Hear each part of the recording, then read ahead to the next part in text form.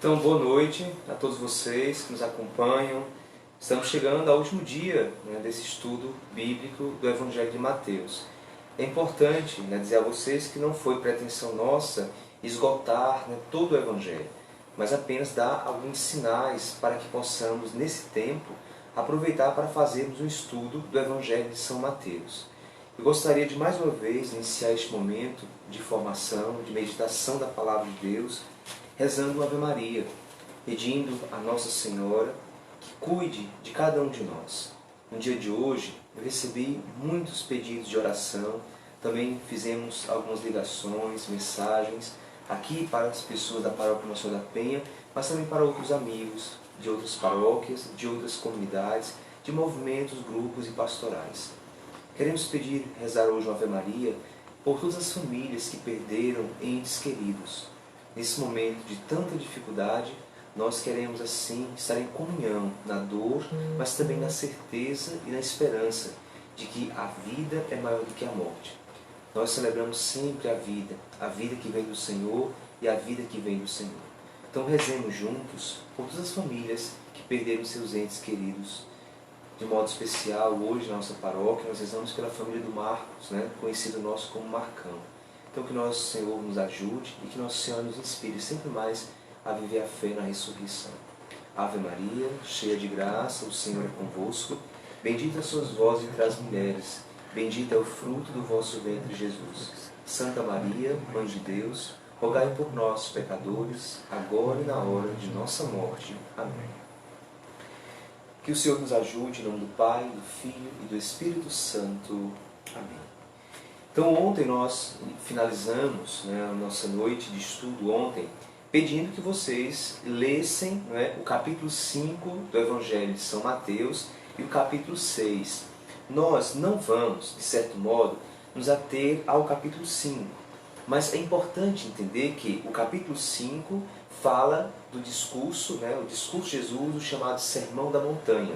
Lá no Sermão da Montanha, Jesus ele vai falar as bem-aventuranças, felizes, felizes, ou seja, feliz. Depois ele vai dizer, lá em outro momento, ele vai dizer sobretudo, vós que ouvistes, ouvistes o que foi dito aos antigos.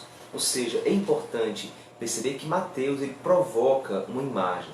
Porque é importante dizer que o Evangelho de Mateus está de certo modo, construído sobre o Antigo Testamento, o Pentateuco, de modo mais próprio sobre a imagem, toda a perspectiva da libertação, Moisés, a trajetória que o povo vai fazer no deserto, aquilo que o povo vai fazer. De certo modo, nós vamos entender que a compreensão do Evangelho de Mateus nos faz entender que Jesus é o mestre da justiça. Ele não veio abolir a lei, mas ele veio dar o pleno cumprimento à lei. Em algum momento nós vamos perceber que Jesus está em conflito, ou melhor, os fariseus, escribas, mestres da lei, aquelas autoridades que ontem nós vimos que ficaram perturbadas ao saber do nascimento de Jesus, esses homens também agora estão perturbados. Por quê? Porque Jesus está atualizando a lei. Jesus está, assim, dando pleno cumprimento da lei. Não a lei que está a serviço das autoridades religiosas do seu tempo, mas uma lei que está para servir ao povo. A lei de Deus não é para tornar o povo cativo, pelo contrário, observar a lei de Deus é liberdade. E aqui entra as bem-aventuranças, quando Jesus diz, felizes os pobres em espírito, porque dele é o reino dos céus. Porque dele é o reino dos céus. Mas nós vamos nos ater, de modo muito particular, à oração do Pai Nosso. Veja bem, antes, Jesus ele trava, de certa forma, um embate com os fariseus, com os mestres da lei, com aqueles que rezam, com os gentios que usam palavras complicadas, palavras bonitas, usam as praças públicas, usam faixas com as Sagradas Escrituras nas vestes, para mostrar que eles são homens justos, homens santos, homens sábios. Jesus vai chamar isso de hipocrisia por quê? Porque não é realidade, não é verdade. Jesus ele vai condenar toda prática religiosa que não é verdadeira, ou seja, que não tem como essência primeiro e fundamental o amor. Nós vamos perceber que na oração do Pai Nosso, e vocês podem acompanhar conosco no capítulo 6 do Evangelho de São Mateus, no capítulo 6, versículo 7. Vamos perceber como começa, né, e como dá a entrada, né, o sinal do Pai Nosso. Veja bem, nas vossas orações diz, né, não useis de vãs repetições, como os gentios, porque imaginam que é pelo palavreado excessivo que serão ouvidos. Ou seja, apenas uma oração que sai dos lábios, apenas uma oração que sai da mente, mas não é uma oração que sai do coração. Sobretudo, não sejais como eles, porque vosso Pai sabe do que tendes necessidade antes de lhe pedirdes. Portanto, orai desta maneira. Assim, Jesus ensina a rezar. E ele diz, né, na oração, Pai nosso que estais nos céus. Veja bem, aqui nós vamos perceber, e antes de rezar essa oração, nós vamos perceber que ela existe, é uma petição inicial, né? Nós temos aí esse momento inicial, que nós podemos chamar nesse primeiro momento, e nós vamos perceber que o Pai Nosso é dividido em dois momentos.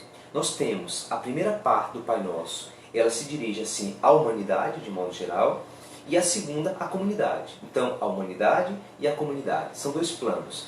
E aí começa dizendo, Pai Nosso que estais nos céus, santificado seja o teu nome, venha o teu reino, e seja feita a tua vontade. Veja bem, a petição inicial é Pai Nosso que estais nos céus. Né? Depois usa a expressão, veja bem, vocês podem acompanhar no texto. Diz assim, santificado seja teu nome, teu reino, tua vontade. Teu nome, teu reino, tua vontade. Quando nós vamos entender essa compreensão, a expressão reino de Deus, primeiro estamos falando reino, né? O reino dos céus, reino de Deus. É importante destacar que no Evangelho de Mateus, no Evangelho de São Mateus, a expressão reino de Deus não aparece. Aparece a palavra Deus, mas a expressão reino de Deus não aparece. Por que não aparece? A expressão que vai aparecer é reino dos céus. E por que reino dos céus? Reino dos céus porque a comunidade de Mateus é uma comunidade que vem do judaísmo. E os judeus, eles, né, se privam, se furtam, né, assim, de pronunciar o nome de Deus. Nesse sentido, né, não pronunciar com medo de cometer assim, um pecado, né, de não chamar o nome de Deus em vão, não pronunciar, não tomar o santo nome de Deus em vão. Então eles substituem assim, Mateus, a palavra Deus, reino de Deus, pela expressão reino dos céus, como lugar e morada de Deus. Vamos entender e vamos fazer essa compreensão, vamos ter essa compreensão no Evangelho de Mateus. Vocês podem voltar aí 2 capítulos, no capítulo 4, versículo 17. Capítulo 4, versículo 17. É só para que nós entendamos, né, a expressão que aparece muitas vezes, a expressão reino dos céus. No capítulo 4, versículo 17. Capítulo 4, 17, acompanha aí. Vai dizer assim, a partir desse momento, começou Jesus a pregar e a dizer, arrependei-vos, porque está próximo o reino dos céus. Né? É a primeira vez que vai aparecer essa expressão. Depois nós vamos perceber que lá no capítulo 5, versículo 19, capítulo 5, versículo 19, aparece assim, lá diz assim, ó, no finalzinho, capítulo 5, versículo 19, aquele, porém, que os praticar e os ensinar, esse será chamado grande no reino dos céus. Depois passa para o versículo 20, né? Quando vai dizer assim, no finalzinho do capítulo, do versículo 20, capítulo 5, versículo 20, diz assim, com efeito, eu vos asseguro que se a vossa justiça não ultrapassar a dos escribas e dos fariseus, não entrarei no reino dos céus. Aí nós podemos avançar um pouquinho mais no capítulo 13 do Evangelho de Mateus. Capítulo 13. Vamos ver no capítulo 13, é o discurso em parábolas. Ali aparece várias vezes a expressão, né, reino, né, a expressão reino dos céus. Vejam bem, capítulo 13, versículo 24. O reino dos céus é semelhante ao homem que semeou, né, boa semente. Aqui, depois passemos para o versículo 31. 31 vai dizer assim, o reino dos céus é semelhante a um grão de mostarda. A parábola do grão de mostarda. Ou seja, o reino dos céus é semelhante a um grão de mostarda. Depois, na parábola seguinte, do fermento, ele vai dizer, o reino dos céus é semelhante ao fermento. Nós estamos seguindo o capítulo 13, nos seus versículos. Passemos para o versículo 44. Diz assim, o reino dos céus é semelhante ao tesouro escondido. Depois, no versículo 47, diz mais uma vez: o reino dos céus é ainda semelhante à rede lançada ao mar. A experiência de Mateus nos faz entender que Deus é aquele que é o Criador, aquele que é o Libertador, aquele que é o Salvador. Nesse sentido, o Pai Nosso contém uma invocação, a invocação Pai Nosso que estás nos céus, e contém assim 7 pedidos. 3 em honra a Deus e 3 em favor do homem. Ou seja, é uma louvação a Deus, honra a Deus e também é, sobretudo, uma súplica em favor do homem. Nós vamos entender que aqui nós vamos, sobretudo, compreender, já falava a expressão reino de Deus, teu reino, tua vontade, né? Teu nome, teu reino, tua vontade. Quando nós falamos a expressão, por exemplo, teu nome, o nome de Deus, na Sagrada Escritura, em todo o Antigo Testamento, nós vamos perceber que nós não damos nome a Deus. Nós não damos nome a Deus. Não existe nenhuma passagem que o homem em si está dando nome. Ou seja, Deus não tem um nome e o homem vai dar um nome a Deus. Essa possibilidade, ela funciona mais ou menos como uma escada. Ou seja, Deus, o homem e a criação. Deus, o homem e a criação. Certo que o homem faz parte da criação, mas como diz o Salmo 8, se nós lembrarmos do Salmo 8, quando diz assim: o que é o homem para dele te ocupares tanto assim? Né? Pouco, aí diz o Salmo, pouco abaixo de Deus os fizestes, coroando de glória e esplendor. Assim diz o Salmo 8, dizendo que o homem é a coroa da criação. Ou seja, nós temos Deus, o homem e a criação. Deus, né, nomeia o homem, ou seja, cria o homem. O homem, né, está acima da criação, como guardião da criação, então é o homem que dá nome à criação. Nesse sentido, Deus não recebe o nome do homem, mas o homem recebe de Deus. Dar nome significa poder, aquele que pode, aquele que tem poder. Nesse sentido, aquele que domina. O homem não domina Deus. Deus reina sobre o homem. A experiência de dar nome é muito forte porque até mesmo no Novo Testamento não é Maria que dá nome a Jesus, não é José que dá nome a Jesus. Veja bem, quando o anjo aparece a Maria, quando o anjo se revela a José, ele apresenta o nome, porá o nome de Emanuel. Ou seja, o anjo diz que o nome será Emanuel, Deus conosco, Jesus, Yeshua. Ou seja, Deus libertador, Deus conosco, Deus Emanuel. A experiência de dar nome é sobretudo a compreensão de que Deus não é nomeado por nós, mas Deus revela o seu nome a nós. Nós lembremos também da experiência de Moisés no deserto, lá na sarça ardente, quando Moisés faz a experiência com Deus. E aí Moisés pergunta: em nome de quem eu serei enviado se o faraó perguntar? E ele diz: eu sou, te enviou. Eu sou. Veja bem, Jesus, e aqui vamos fazer um pequeno parêntese. No Evangelho de João, Jesus usa muito, nem tanto no Evangelho de Mateus, Marcos e Lucas, mas no Evangelho de São João, Jesus usa muitas vezes a expressão eu sou. Jesus vai dizer: eu sou o bom pastor, eu sou a porta, eu sou a videira, eu sou a luz do mundo, eu sou a vida, eu sou a ressurreição, eu sou a verdade. Ele usa a expressão eu sou. Essa expressão eu sou remonta sim ao Antigo Testamento. Quando Deus diz a Moisés, eu sou, ou né, eu estou, eu existo, significa dizer que os outros não são. Ou seja, o nome eu sou é sobretudo uma afirmação. Eu sou. Deus diz eu sou. Ao dizer eu sou, Deus está dizendo que os deuses do Egito não são. Ou seja, os ídolos não existem diante de Deus. A experiência do Pai Nosso continua quando nós entendemos que a segunda parte do Pai Nosso se dirige assim à humanidade, né? à comunidade propriamente dito. Nós começa a segunda parte com o pão nosso, né? O pão nosso de cada dia, é o pão de cada dia. Veja, aqui é Deus que sustenta. Nós lembrávamos em outros momentos que quando Deus fala do pão, quando Jesus fala do pão, eu sou o pão vivo descido do céu, eu sou o pão da vida, o pão é sinal de sustento. Ou seja, pedir o pão significa dizer que o pão é o sustento da vida humana. Quando Jesus se apresenta como pão, ele diz: eu quero ser o sustento da tua vida. E aí nós podemos perguntar: o que está nos sustentando? O que nos sustenta verdadeiramente? O que é o alimento cotidiano que nos alimenta?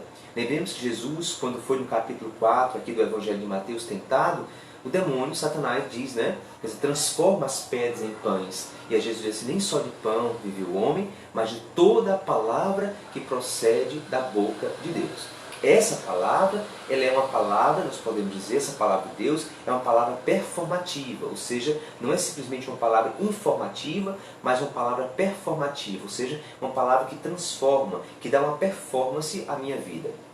Nós percebemos que Jesus também se refere, quando ensina, né, a perdoar, ou seja, o perdão. O perdão porque a vida em comunidade, ela causa conflitos. A vida, né, na igreja, na comunidade, na família. Por quê? Porque onde nós estamos, que vivemos em comunidade, acontece assim os conflitos, acontecem os atritos. O atrito ele acontece mediante, né, a proximidade. Nesse sentido, o perdão ele é uma perspectiva profunda porque ele nos ajuda, né, a curar as feridas que os atritos provocaram.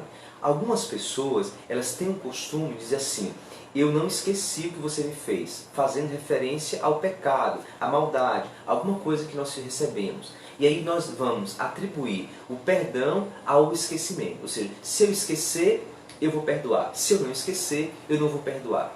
A experiência do perdão não é esquecimento. Ou seja, eu não perdoo porque eu esqueci, mas eu perdoo porque eu amo. Porque perdoar é lembrar sem sofrer.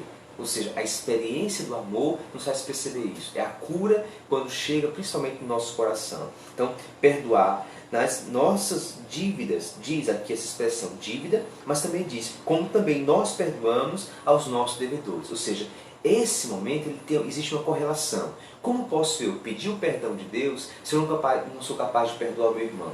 Nós lembramos que em uma passagem bíblica, Jesus vai dizer, olha, se você deve alguma coisa ao seu irmão, deixe a tua oferta no altar, vai te reconciliar com o teu irmão, depois volta para apresentar a oferta ao Senhor. A experiência de apresentar a oferta é com o coração puro. Por quê? Nós não podemos apresentar diante do Senhor com o coração com maldade, com ódio, com rancor. Porque Deus, Ele mora, Ele habita em nosso coração. Outra perspectiva do Pai Nosso diz assim, e não nos submetas à tentação. Algumas traduções são diferentes. Aqui no capítulo vai dizer assim, e não nos submetas à tentação, mas livrai-nos, né, livra-nos do maligno, do mal. Algumas pessoas dizem assim, Deus está me tentando, Deus tentou alguém, Deus está tentando. Deus não tenta, né? Quem tenta é o demônio, quem tenta é o diabo. Deus nos prova, né? Deus nos prova, o diabo nos tenta. Aqui é diferente. Se nós tivéssemos um tempo, nós íamos refletir um pouquinho mais sobre essas duas realidades. Ou seja, Deus não é o tentador, Ele não nos tenta, Ele nos prova. Ou seja, Deus Ele nos coloca à prova. Ou seja, porque a fé exige assim razões. Nós precisamos entender que Deus permite a provação, não a tentação. Mas Ele pede que nós nos livremos da tentação, porque o demônio maligno sempre voltará no tempo oportuno. Nós precisamos entender que Deus não nos tenta, Deus nos prova. Isso aqui deve ser claro para todos nós. Deus não tenta, mas Deus prova a cada um de nós. A experiência do Pai Nosso, e o Pai Nosso é sobretudo, nós podemos dizer, é o coração do Sermão da Montanha. Porque Jesus ele vai revelar a face misericordiosa de Deus. Ou seja, vocês lembram que Moisés, quando desceu da montanha, que ele falava com Deus, ele descia com um véu.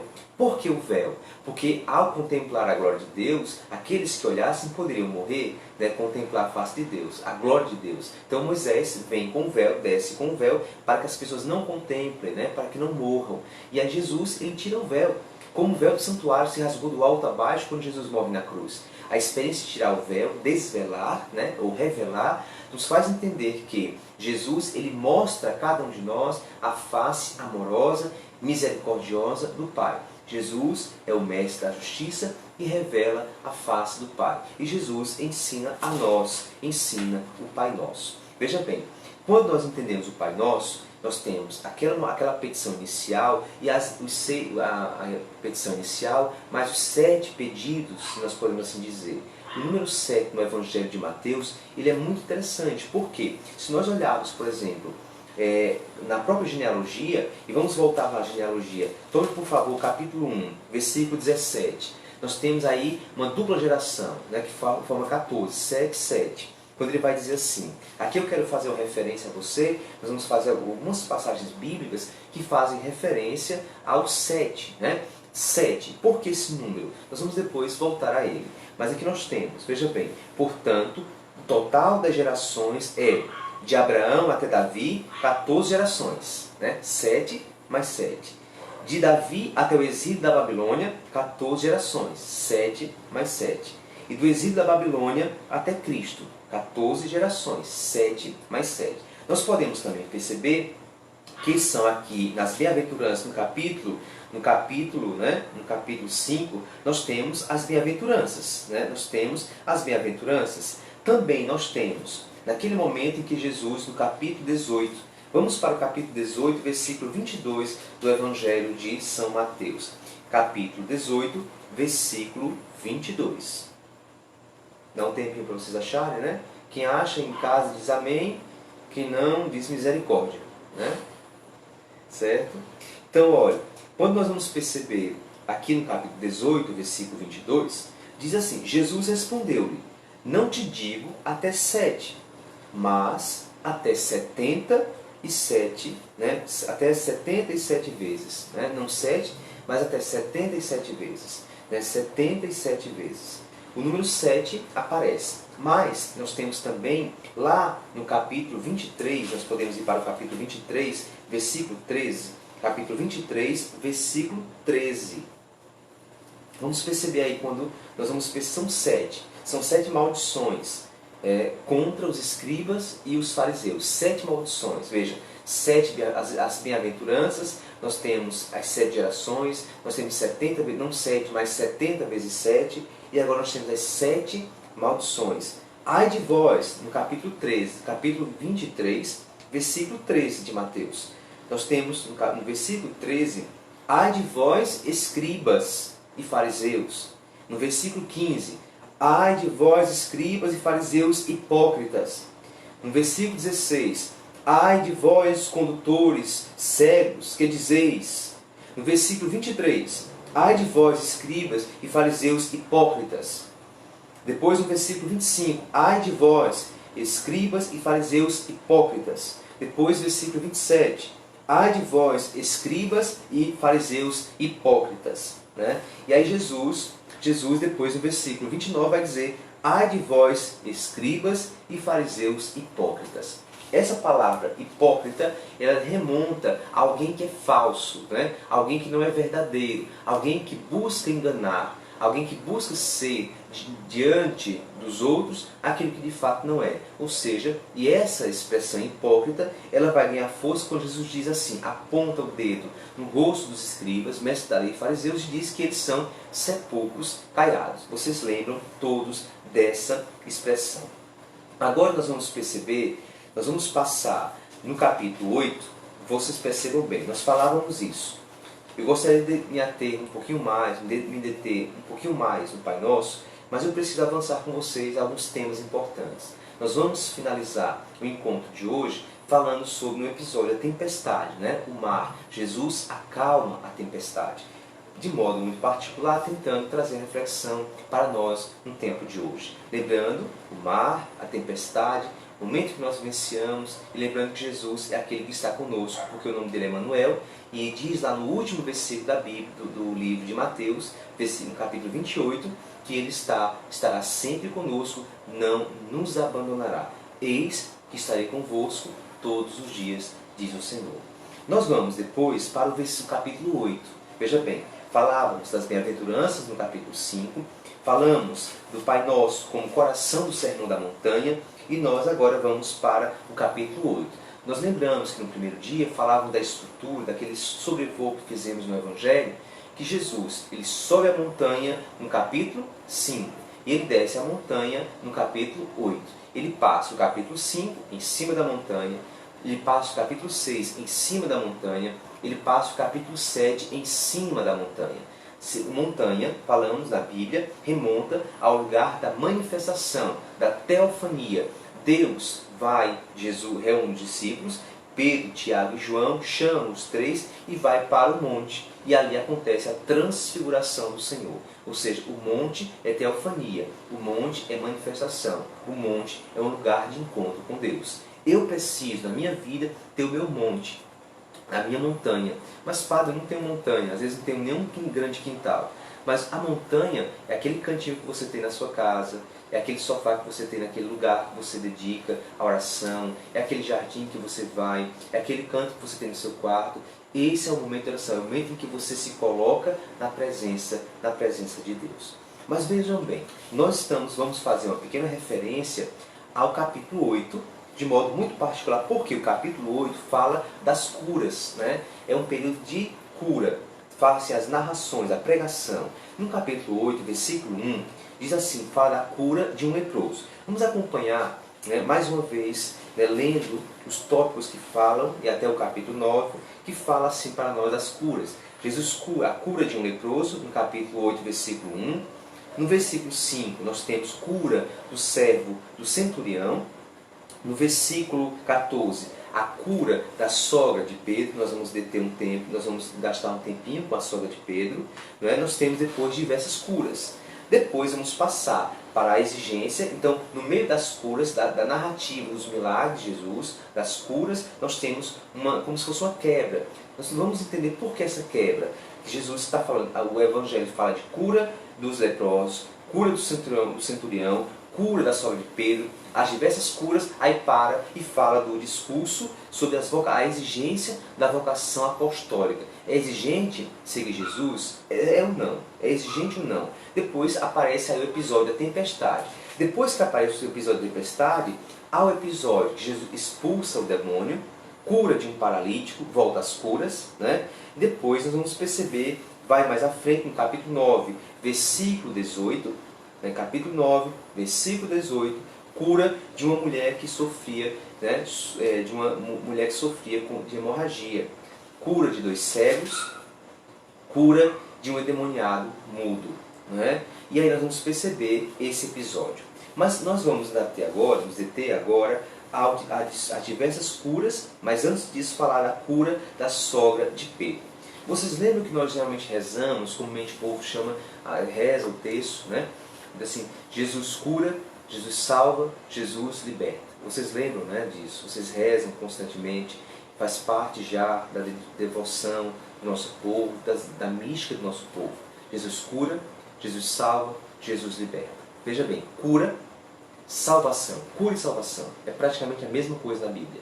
Por quê? A palavra salvação, soter em grego, ela vem, a princípio, né, salvar, a palavra salvar, ela vem de saúde. Ou seja, se Jesus cura, Jesus salva.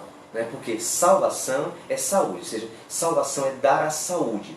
Jesus restitui a dignidade, restitui assim a condição primeira do homem, ou seja, o homem íntegro, sem doença. A cura, a enfermidade, ela interfere na harmonia da criação. Jesus afasta a doença, cura, restitui a dignidade e assim Jesus insere o homem na vida dos seus. Ou seja, o que impede o homem de servir é a doença. O que impede o homem da salvação? Não é? É sobretudo aquilo que nos afasta de Deus. O que nos afasta do serviço? A doença. O que nos afasta do convívio dos outros? É a doença. A experiência aqui, Jesus ele chega aqui, Jesus entrando, e eu gostaria que nós lêssemos esse episódio, né? Nós vamos entender um pouquinho mais. Nós vamos falar em cura, salva e libertação. Enquanto, vamos ver, estamos no capítulo 8, versículo 14. Capítulo 8, versículo 14. Diz assim: entrando Jesus na casa de Pedro, viu a sogra dele, que estava de cama e com febre. Veja bem, está de cama. A pessoa que está acamada, ela, na Bíblia, não é só uma posição de doença em si, mas está sentado, está deitado, é uma situação de morte. Ou seja, está sentado. Lembra, Mateus, que está sentado na coloteira de impostos, Jesus fica de pé. Né? Levanta-te, vem e segue-me. Ou seja, levantar, né, significa ressuscitar, significa tomar uma atitude de seguimento. Se eu estou sentado, eu não estou seguindo. Porque seguir Jesus é movimento. Parado não é movimento. Andando, levantar-se, predispõe-se assim a caminhar com Jesus. Estar sentado é morte. Estar sentado, deitado, significa morte, significa não servir. e disse que ela estava também com febre. Logo, tocou-lhe a mão e a febre a deixou. Veja, o toque de Jesus. Jesus, com essa força, ele toca, né? Ele cura, ele liberta. Lembra que aquela mulher, só ao tocar o manto, a barra da veste de Jesus, ela fica curada porque é uma força de Jesus. E Jesus, ao tocar naquela mulher, a febre logo a deixou. Veja que apenas esse episódio são apenas assim, 2 versículos, né? O versículo 14 e o versículo 15, em 2 versículos apenas, mas é um texto profundo. Por quê? Logo tocou-lhe a mão e a febre a deixou. Mas o versículo não termina aqui. Veja que aqui até então, quando você diz assim, ela estava doente, Jesus tocou nela e a febre a deixou. Jesus a tocou e a febre a deixou. Ponto. Vejam bem, se nós paramos aqui, nós vamos entender que a cura é apenas um benefício para a pessoa, né? Aqui, ou seja, Jesus a curou, tocou e ela ficou curada. A febre deixou e ela ficou curada. Mas o Evangelho dá um indicativo. E para quê? Esse indicativo ele serve para mim e ele serve para você. Mas que indicativo é esse, Padre? A indicação é que, uma vez curado por Deus, uma vez chamado por Deus, uma vez resgatado por Deus, Ele não nos resgata para nada. Ele nos resgata para que nós possamos servir. Aí diz o texto, né? Ponto, termina ali ponto, né? No versículo 15, diz assim, logo tocou-lhe a mão e a febre a deixou. Ponto. Aí diz assim, ela se levantou, estava deitada, se levantou e pôs-se a servi-lo. Ou seja, a mulher que estava doente, que estava em situação de morte, ao ser curada por Jesus, liberta por Jesus, a liberdade é para ser livre. E ao ser livre em Deus, é ser servo. Nós vamos entender que na Bíblia, na experiência bíblica, nós vamos entender que para servir é preciso ser livre. Somente os livres, somente aquele que é liberto é capaz de servir. Jesus apresenta claro isso, porque aquele que serve não tem muita coisa, não pode ter muita coisa. Nós não podemos ser acumuladores de coisas, né? Nós não podemos acumular coisas, acumular materiais. Nós vamos entender que o homem livre é aquele que serve. Não existe nenhum homem que mais serviu no mundo, a não ser que não seja Jesus, né? Que Jesus. Por quê? Porque Jesus não tinha onde refletir na cabeça, nós vamos ver isso daqui a pouco. A experiência daquela mulher é, uma vez curada, se colocar à disposição de servir. Nós, e me permitam fazer uma pequena reflexão, eu já fiz isso em várias pregações, em várias celebrações, é que em muitos momentos, nosso povo, né, eles vão às nossas igrejas, eles pedem a cura, eles pedem a bênção para um filho que vai fazer um vestibular, que vai fazer um concurso, que precisa de um emprego, tudo bem. Mas quando, né, vão na missa e pedem a bênção para, né, um concurso, para uma cura, né, para um aniversário, alguém está doente, alguém está enfermo, alguma coisa, vão lá e pedem. Aí alcança a graça, o filho passa no vestibular, passa em medicina, a filha passa em jornalismo, alcança aquela graça. Aí o que acontece? Quando a graça é alcançada, geralmente as famílias fazem o quê? Uma feijoada, né? Um grande almoço, e convida todo mundo para festejar. Sim, mas se eu fui à igreja para pedir, por que não vou primeiramente para agradecer? Quer dizer, nós colocamos Deus em primeiro lugar sempre quando nós precisamos. Quando não precisamos, Ele é acessório. Nós temos que ter cuidado para não fazer de Deus um acessório. Acessório é um guarda-chuva que eu uso quando é preciso. Acessório é alguma coisa. Deus não é coisa. Deus não é acessório. Deus é sempre essencial e deve ocupar sempre o lugar principal da minha vida. Lembra que falávamos ontem, né? Buscar primeiro o reino de Deus e tudo será acrescentado. A experiência é justamente da cura e essa cura é para servir. Lembra bem, curados para servir. Nós fomos resgatados por Jesus. Fomos curados, também nós fomos curados. Curados por quem? Por Jesus. Se somos curados por Ele, é para que nós possamos servir. Servir a comunidade, servir ao Senhor, servir à igreja. Servir significa colocar-se à disposição. Jesus já disse isso no Evangelho de João, assim, olha, eu não vim para ser servido, né? Mas para servir. Jesus lava os pés dos seus para mostrar que a espiritualidade cristã, que o segmento de Jesus, ele passa pelo serviço, ele passa pela entrega, ele passa pela doação. Mas nós vamos para uma expressão, que parece um pouquinho fora do contexto, que é justamente a exigência da vocação apostólica. a vocação apostólica ela é por demais exigente. Mas, padre, essa vocação apostólica é só para os padres, para as religiosas, para os bispos? Não. Os diáconos, não. A vocação apostólica é a vocação de todo aquele que é batizado. Todo aquele que é batizado é enviado. Lembra do Papa Francisco? Batizados e enviados. A Igreja de Cristo, né, no mundo. A experiência do capítulo 8, versículo 18. Nós vamos ler agora essa exigência apostólica da vocação, né, da missão. Vendo Jesus que estava cercado de grandes multidões, ordenou que partissem para a outra margem. Então, chegou-se a ele um escriba e disse: Mestre, eu te seguirei para onde quer que vás. Ao que Jesus respondeu: As raposas e as aves do céu, ninhos, mas o Filho do Homem não tem onde reclinar a cabeça. Ou seja, o homem que não tem onde reclinar a cabeça é um homem livre, e somente os livres são capazes de servir. Nós não podemos servir a Deus, né, se estando incompleto. Nós não podemos servir a Deus se estamos servindo a outro Senhor. A experiência da exigência cristã é sobretudo dizer assim, olha, e aqui nós temos que tocar muito forte, nós podemos chamar também a perspectiva de uma teologia que é marcada pelos bens. Ou seja, eu sirvo a Deus, então eu vou ter bens. Os bens do seguimento a Jesus são bens espirituais.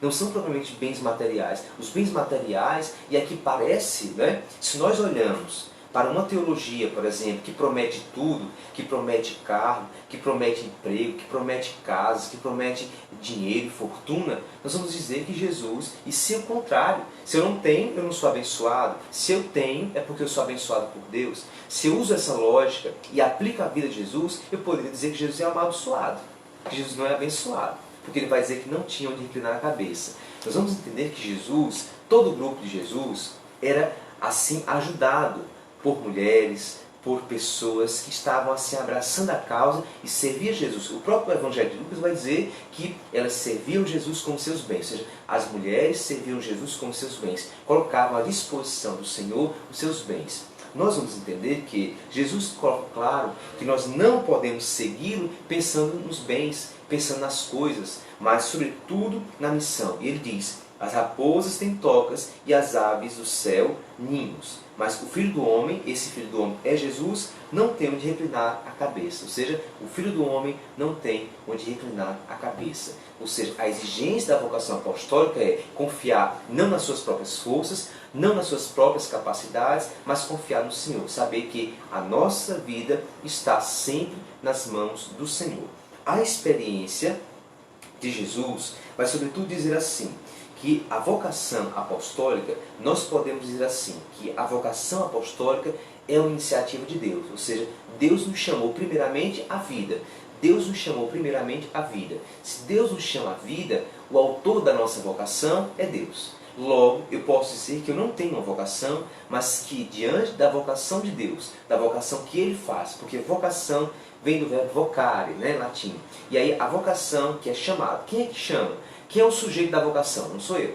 O sujeito da vocação é Deus. Ou seja, mas nessa imagem, ou nessa proposta, que Deus é o Senhor da minha vocação, Senhor da minha vida, mas qual é a minha participação nessa vocação? Então eu posso dizer que eu não tenho uma vocação, mas que eu tenho uma resposta. Ou seja, Deus chama, vocação, e eu tenho uma resposta. Ao chamar de Deus, a minha resposta. Ao chamar de Deus, qual é a sua resposta? Ao chamar do Senhor, qual é a minha resposta? Eu não posso simplesmente dizer assim, vou seguir a Deus somente amanhã, vou servir a Deus somente amanhã. Deus exige sempre de nós um comprometimento profundo. Por isso que o Evangelho é tão difícil ser lido, ser compreendido, porque nós temos uma grande tendência a querer manipular o Evangelho. Nós podemos dizer que essa manipulação do Evangelho é sobretudo quando nós não queremos comprometer com o Evangelho e queremos um Evangelho que se adeque à nossa vida. Queremos um Evangelho que muitas vezes parece ser light, um Evangelho que muitas vezes parece ser diet, ou seja, um Evangelho que vai sempre caber dentro da minha estrutura. E aí nós vamos entender que é o contrário. Ou seja, são as minhas estruturas que devem ser transformadas, modificadas pelo Evangelho. O Evangelho é uma palavra que transforma, que salva, que edifica. Mas é somente essa palavra que salva, que liberta, que edifica, quando eu vou me comprometer com essa palavra. Ou seja, A palavra de Deus, como diz o profeta, ela é lançada, mas ela não volta vazia. Nós vamos agora passar para aquele que é o último ponto da nossa noite, do nosso estudo, do Evangelho de Mateus de hoje. Nós fizemos esse passeio do Evangelho de Mateus, vimos que Jesus é apresentado a nós como mestre da justiça, ele é o novo Moisés, assim como o Antigo Testamento foi construído assim, uns 5, sob a perspectiva do Pentateuco, a lei, a Torá, também o livro de Mateus tem os 5 discursos. O discurso da montanha, apostólico, o discurso escatológico, o discurso missionário. Então, esses discursos marcam para nós a experiência profunda de Jesus. Jesus é o verdadeiro mestre e aquele que é maior do que Moisés.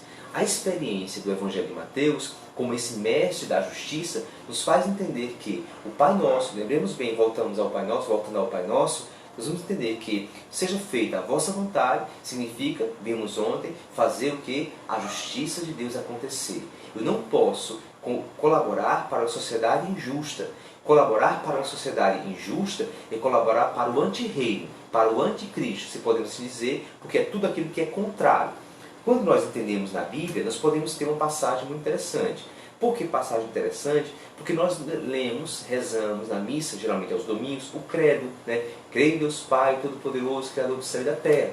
Nós chamamos o credo de símbolo, símbolo niceno, em algumas celebrações, niceno constantinopolitano, ou seja, Constantinopla. O sino niceno, que foi Niceia, também a fé de Constantinopla, quando tem os artigos de fé. Lá nós chamamos símbolo da fé. A palavra símbolo vem da palavra grega símbalon, diferentemente da palavra diabolon. A palavra símbalon significa união. A palavra diabolon significa o quê? A palavra diabolon significa separação. Ou seja, diabolon separa, símbalon une, reúne, congrega. Ou seja, a palavra de Deus nos congrega, a palavra de Deus nos reúne. O símbolo da fé é aquele símbolo que nos reúne. Algumas pessoas, me permitam fazer esse parênteses, algumas pessoas expressam e manifestam artigos que não são da nossa fé. Artigos que não fazem parte da nossa identidade cristã, da nossa identidade católica. A fé católica, alguém pode dizer, mas padre, como eu posso expressar a minha fé? Através do credo. Ou seja, a fé cristã católica, ela é expressada publicamente no credo cristão, no credo católico. Ou seja, a fé católica é expressa no credo. De certo modo, nos faz compreender sempre que é a fé que nos une, a fé que nos reúne. E essa fé nós recebemos de quem? Lembramos quando nós fomos batizados, o padre, o sacerdote, o diácono pergunta, o que vocês pedem à igreja? O batismo. Vocês pedem a fé. Porque nós não nascemos com fé. Nós não nascemos com fé. A fé é transmissão. Nós transmitimos a fé. A fé é comunicação. A fé é testemunho. Ou seja, por meio do testemunho dos pais, a criança busca a vivência da fé. Mas nós não vamos ater tanto agora a esse ponto, mas nós vamos parar, fixar agora no capítulo 8, versículo 23 do Evangelho de São Mateus, que é o último ponto da nossa reflexão. A tempestade acalmada é o título do Evangelho de Mateus, dessa parte do capítulo 8, versículo 23. Por que escolhi esse texto? Porque ele é muito próprio para o momento que nós estamos vivendo. Nós vamos entender que no Antigo Testamento, aqui vocês conhecem esse texto, até mais que eu, que diz assim: depois disso, entrou no barco e os seus discípulos o acompanharam. E nisso houve no mar uma grande agitação, de modo que o barco era varrido pelas ondas. Ele, entretanto, dormia. Essa expressão, Jesus dormia, ela é uma expressão muito própria, e aparece assim lá em Jonas, capítulo 1, versículo 5 do Evangelho de Jonas, capítulo 1, versículo 5 do Evangelho de Jonas. Vejam bem, lá no Evangelho, lá no livro de Jonas, fala que nós conhecemos o sinal de Jonas. No capítulo 1, versículo 5, vocês não precisam olhar na Bíblia, eu vou ler, vocês depois podem só fazer anotação e vocês podem depois reler.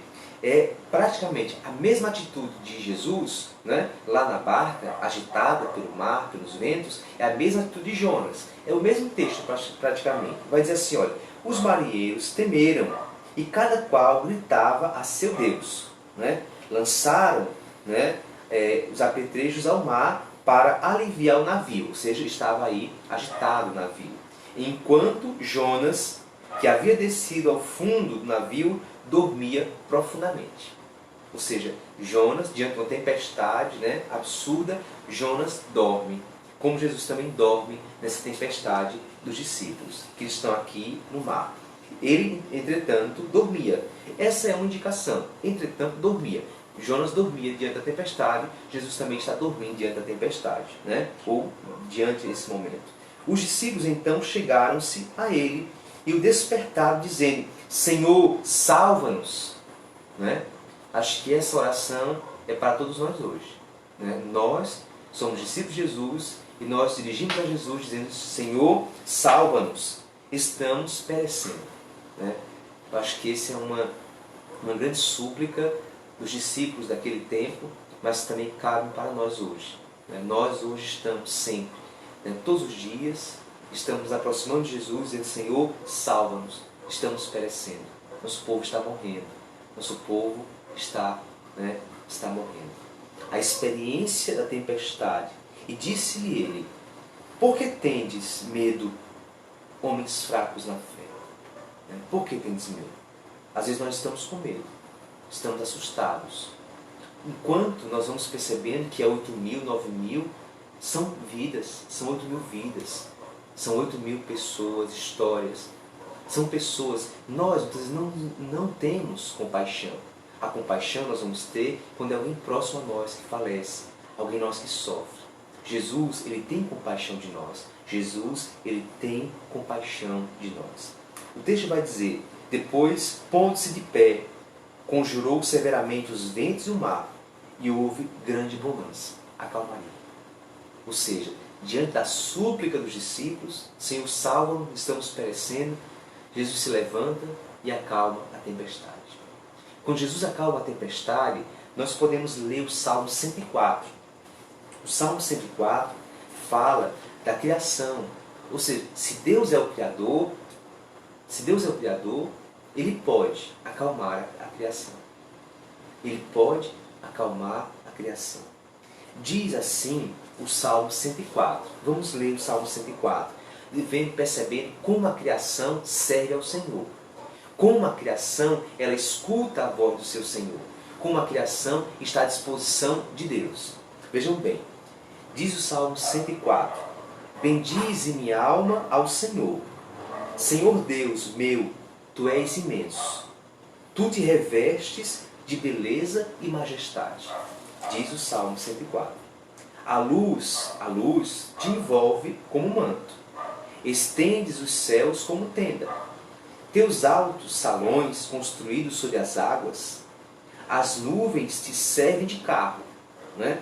Lembra, por exemplo, como no Antigo Testamento, a presença de Deus, quer dizer, a coluna luminosa durante a noite e a nuvem durante o dia protegia o povo de Deus. Ou seja, a nuvem te serve de carro e passeias nas asas do vento. Né? Ou seja, o vento transportando o Senhor.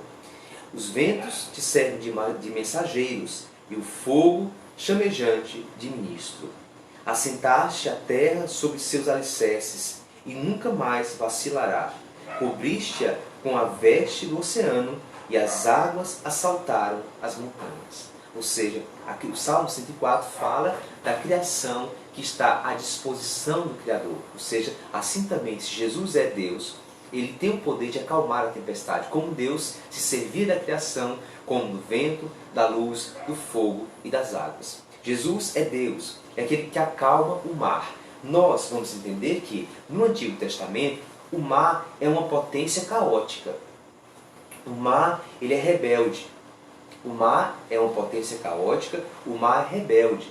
Na Sagrada Escritura, o mar, ele é imagem, né, do caos, imagem, né, da não-vida. Nós vamos perceber que também, para os antigos, o mar era o lugar do grande monstro, do Leviatã. Né, do grande monstro, do Leviatã.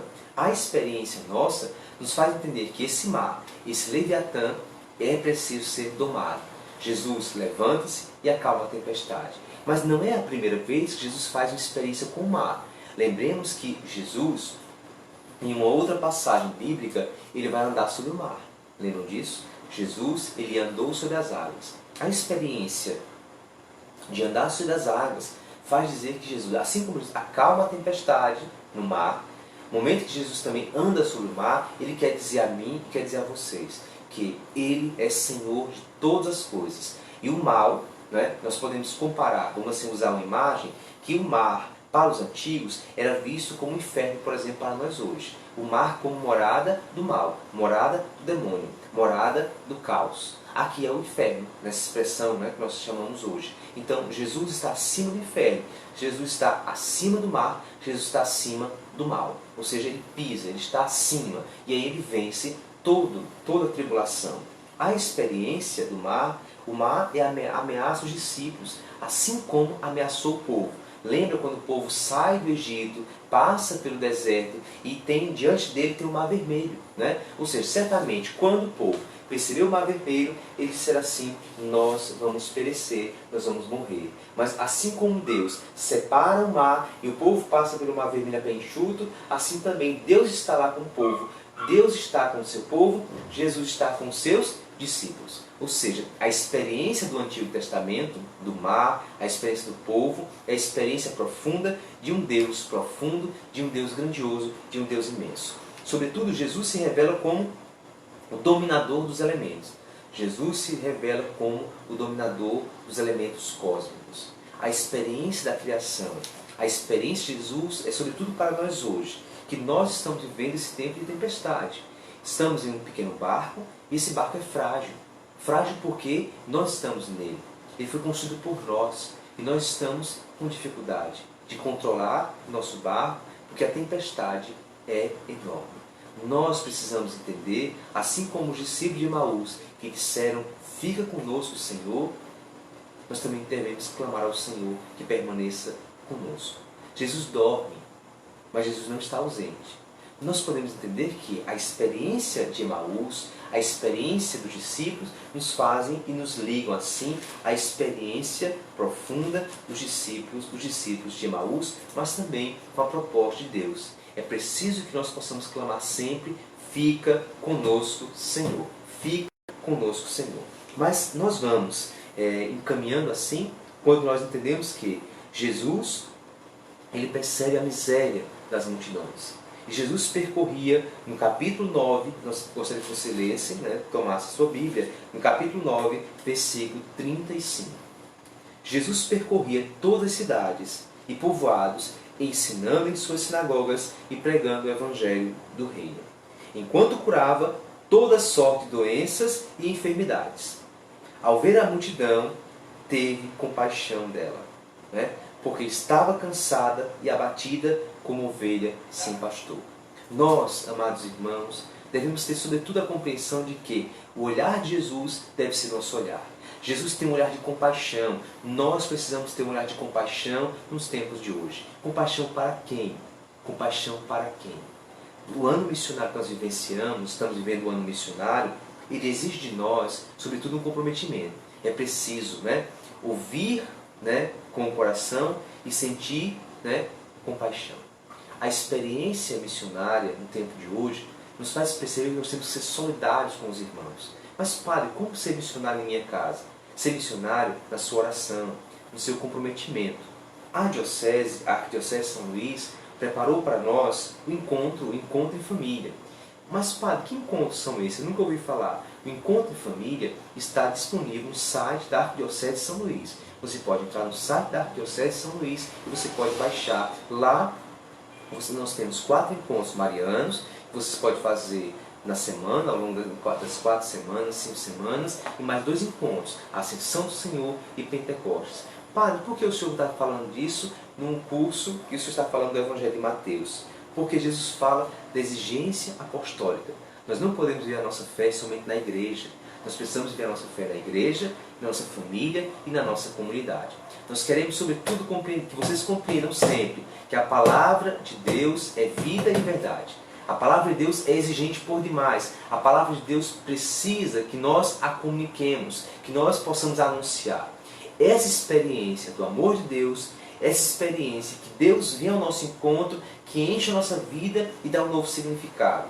A experiência de Mateus nos faz perceber que esse Emanuel, aquele menino que primeiro se tornou uma ameaça, lá quando ele nasce, que Herodes manda matar as crianças de 0 a 2 anos, para quê? Para afastar Jesus da sua perspectiva.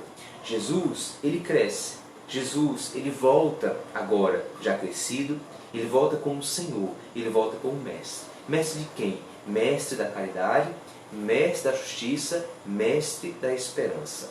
Nós vamos perceber que ao ler a Palavra de Deus, nós não lemos a Palavra de Deus para conhecer mais. Nós lemos a Palavra de Deus para servir melhor. Nós lemos a Palavra de Deus para amar mais. Porque aquele que provou tão grande amor é aquele capaz de servir. Nós não podemos tentar compreender a Palavra de Deus para termos conhecimento. Para dizer, eu sei, eu estudei, eu pesquisei. Por quê, amados irmãos? Nem sempre conhecer a Palavra de Deus nos torna humildes. Porque não basta conhecer, é preciso viver essa Palavra. Quantas pessoas conhecem a Palavra de Deus? Quantas pessoas que nós sabemos que conhecem a Palavra de Deus, mas que não dão testemunho? Aqui não é hipocrisia, não é moralismo, mas a Palavra de Deus não é simplesmente para ser conhecida, mas é para ser vivida, é para ser anunciada. A experiência do Evangelho de Mateus vai perceber que nós estamos em um grande caminho. Mas que caminho é esse? É um caminho de injustiça. É um caminho que exige de mim, que exige de você a identificação de que muitos encontros de Jesus acontecem de modo marginal. É estranho para você essa palavra? Os encontros de Jesus, em sua grande maioria, foram encontros marginais. Mas, padre, por que encontros marginais? Encontros marginais, quando Jesus olha os leprosos que estão fora do caminho, aquela mulher que sofreu de hemorragia que estava fora do caminho, estava excluída. Jesus, ele realiza as curas para aqueles que estão excluídos, para aqueles que estão à margem da sociedade. A cura reintegra a pessoa na sociedade, reintegra a pessoa na comunidade. Mas não é cura por curar, mas é cura para servir.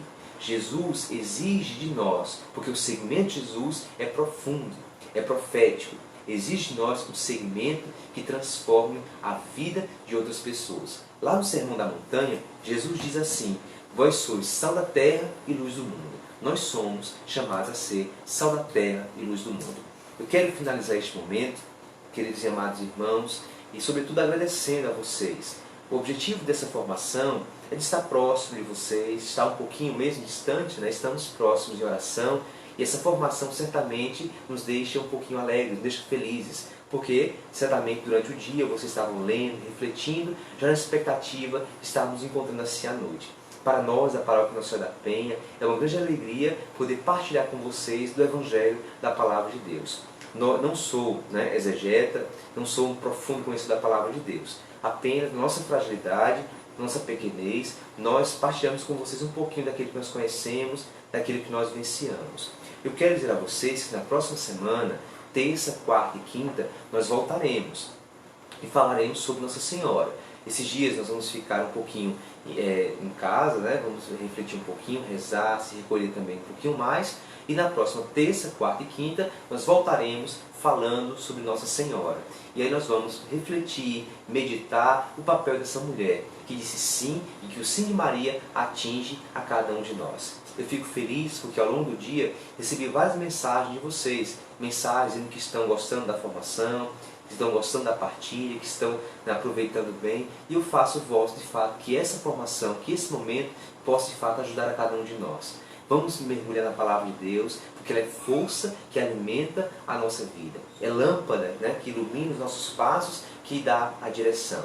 É essa palavra que está presente em nós. Mas essa palavra, ela tem rosto. Essa palavra tem os pés, tem mão. Essa palavra caminha. Essa palavra que começou a caminhar na Galileia, na Samaria e na Judéia, passou por muitos lugares, chegou um dia na minha vida. Essa palavra, ao chegar na minha vida, ela não fica em mim. Ela não fica retida em mim, não pode ficar retida em mim. Eu preciso que essa palavra possa passar. Essa palavra passa quando nós testemunhamos. Eu convido você, nesse momento, a rezar um Pai Nosso, como forma de gratidão a Deus. Pois mesmo passando por essas dificuldades, o Senhor não está ausente, o Senhor não está indiferente. Rezemos o Pai Nosso como sinal de gratidão. Pai nosso que estais nos céus, santificado seja o vosso nome. Venha a nós o vosso reino, seja feita a vossa vontade, assim na terra como no céu. O pão nosso de cada dia nos dai hoje. Perdoai as nossas ofensas, assim como nós perdoamos a quem nos tem ofendido. Não nos deixeis cair em tentação, mas livrai-nos do mal. Amém. O Senhor esteja convosco, Ele está no meio de nós. Abençoe-vos Deus Todo-Poderoso, por intercessão de Nossa Senhora da Penha, em nome do Pai, do Filho e do Espírito Santo. Amém. Fique com Deus, uma boa noite, e que a palavra de Deus nos ilumine e nos guarde, hoje e sempre.